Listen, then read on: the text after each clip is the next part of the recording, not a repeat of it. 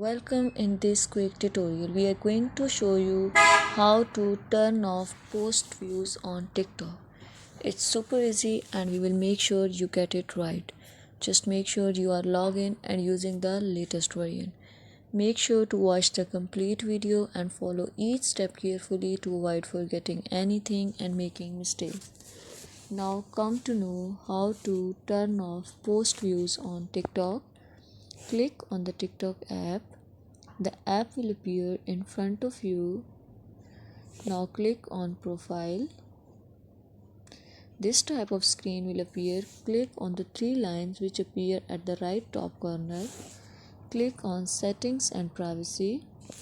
Now click on the Privacy. Scroll this page and you can see option Post Views.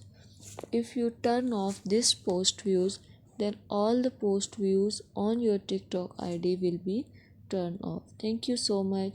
That was all. Please consider showing your support by commenting, liking, sharing, and subscribing to our channel for more valuable content in the future. Your engagement is highly appreciated. I wish you very good luck. Thanks.